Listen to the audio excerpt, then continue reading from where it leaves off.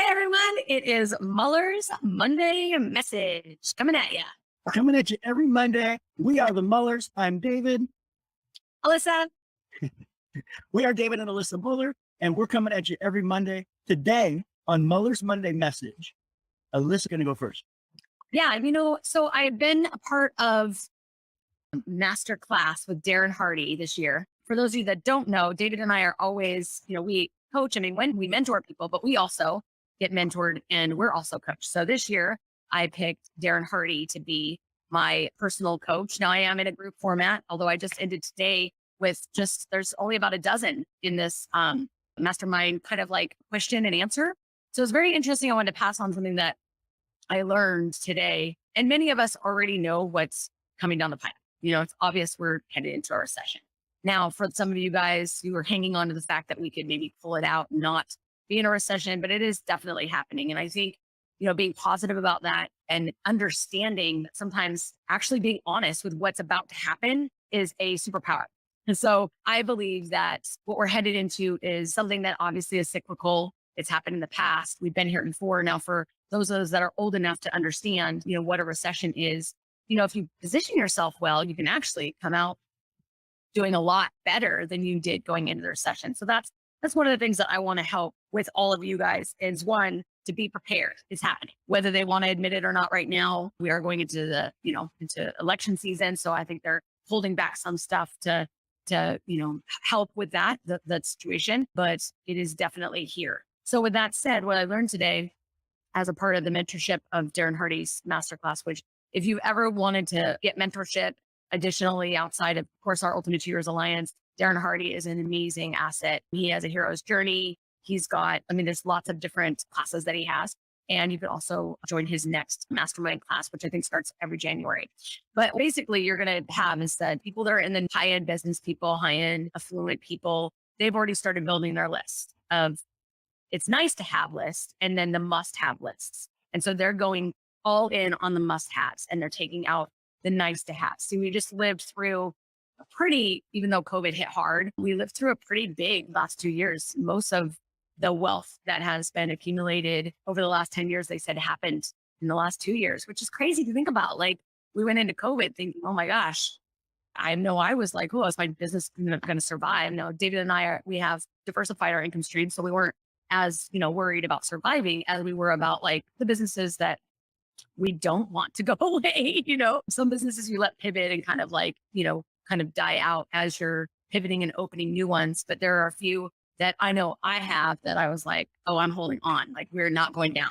We're not, and we're going to fight for this. And so there was a lot of wealth made in the last 2 years because of that. Now, the way that Darren explained it, which makes total sense, it's like blowing up a balloon, big, bigger. With all the money that went out into society over the last 2 years so that we could survive being hunkered in our homes and not being able to go out as much. This caused this balloon effect. And what happened was, if you can do the analogy, is it didn't get tied off. It's actually like it's at its extreme and now it's about to go like this pretty fast. So it's like a vacuum. As some of you guys are listening to this, you might be a little bit alarmed or fearful. But what I'm hoping to leave you with is a message of not fearing, to actually know that it's coming and what can you do to prepare. So here's some advice that was given to me today from our masterclass. And it's basically, there's two things: tighten up your expenses. So, excess expenses that are not necessary, take those out because we're at the beginning. We're not in the middle, at the end, we're at the beginning. So we have time now to make these, like, I don't want to call them shortcuts, but basically necessary things to like really get prepared for what's about to happen. So cut out any excess expenditures. So like, I know that I've already built a list from a couple of our businesses of excess expenses that are not necessary right now. So they're just not. And then build a list of absolute must-haves. And so you prepare for those. Like worst case scenario, wherever your business is at or your family business, like think about your household. That's also a business. In my mind, your household is your business. It's like how your family survives. So think about that. Like maybe it's not eating out at restaurants as much. Maybe it's not going shopping as much. Maybe it's start cleaning out your closets and maybe donate. So now you're not just like, you're paying it forward also. So like the law of all the energies that are important right now. Don't be selfish, be selfless with what you have that are extras. So that's basically what my message is today, is build a list of, it was nice to have these things and then the must haves. So use that into your lifestyle and your life, and just start really hunkering down and cutting out the fat. Basically, the things that are nice to have, but they're not the must haves. Start cutting down on those, and then be prepared, because for those of us that really start saving, power saving, utilizing excess cash, excess anything that can in the next 2 years when everything goes on sale, that you're ready to buy. Be ready to buy. There'll be those that have, like in the past, been not prepared to buy. Like you literally have nothing. There's only scraps left and you've got scraps. Like you don't have enough. So prepare for that. Be ready, because you could pick up a ton of stuff on sale. There's going to be stocks for sale. There's going to be crypto for sale. There's going to be real estate for sale. There's just going to be so many things that are going to be on sale. Be prepared to leverage that and take action. So over to you, David. Wow, that's pretty powerful. I didn't know what you were going to talk about today. So that was very interesting. I got to listen in the background of your session with Darren Hardy. And it's very interesting to kind of see what we're going into. We're going into a time where there's just so much uncertainty. But I want to talk a little bit about the greatest travesty. The greatest travesty, not to be a downer, but it's on my heart right now. And in my mind, the greatest travesty in this life is just the sheer number of people who don't live in their passion every day. And let's be honest, there's not very many people get to live in their passion every single day, right? And I think that's a travesty, especially because it's never been easier to live in your passion every day. The reason that most people don't get to live in their passion every day is because they use their two greatest resources primarily on other things. The two greatest resources that we have is, number one, are the time that we have. We have 24 hours every day. We don't know how many days we have, but we all have the same 24 hours every day. And that time that we have is a massive resource. The other greatest resource that we have is our mind, the power of our mind, our mental energy. And so these two greatest resources, time and energy, most people are spending those two things on other things than living in their passion. Because we live in a society where, in order to function properly in today's society, you need money, you need an income. Not only money, but you need a regular stream of income in order to, pay the bills and cover the different things. And all of things equate to the lifestyle. And so after looking and researching why some people are highly successful and other people aren't, the only difference between people that are highly successful and those that are not is how they use those two resources, the way they think and what they do with their time. That is primarily the only difference. So the way to live in your passion every day in a society that it's important to have an income like that, the most obvious answer is to monetize your passion. And it's never been easy to do that. And the way you monetize your passion in today's society is just like it's always been. You surround yourself with a community, or build a community around it, your passion or your business or whatever the case is. And if you build a community and then focus your main efforts is to serve that community with massive value, whatever that looks like. Everybody has various different needs that you fill, right? As your profession or whatever you do, you fill a need for people. But all of those people that fit in your demographic, your niche audience of people that are also passionate about what you're passionate about, they have all the needs that are associated with what you do, but they also have other needs that are not associated with what you do.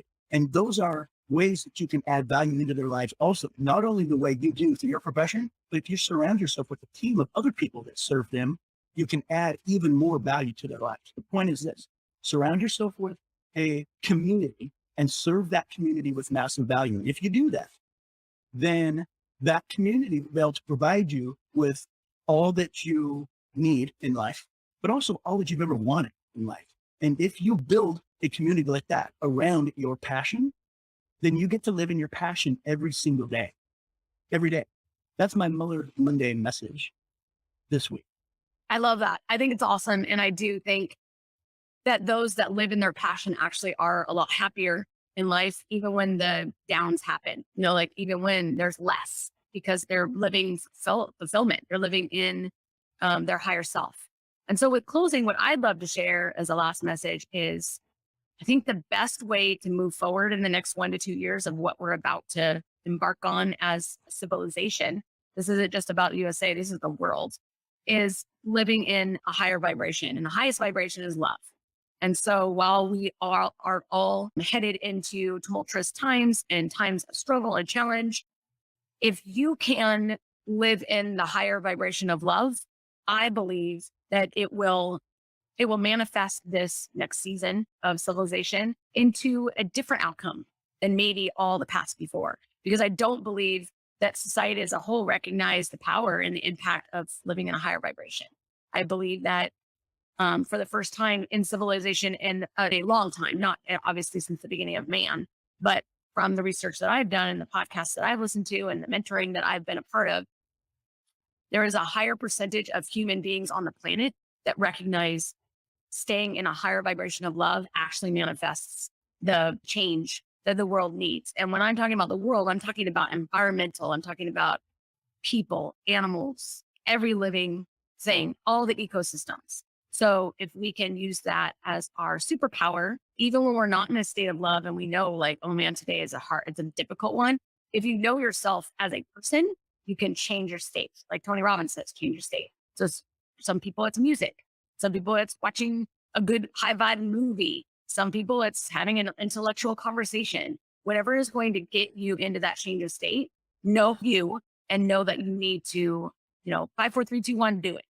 Go into that change of state. Because if we could all help each other in a higher state and level up, I mean, let's be honest, when somebody opens the door for you, most people are going to feel good about that. Most people are going to say, wow, how can I carry this on and move forward in bringing value to other people?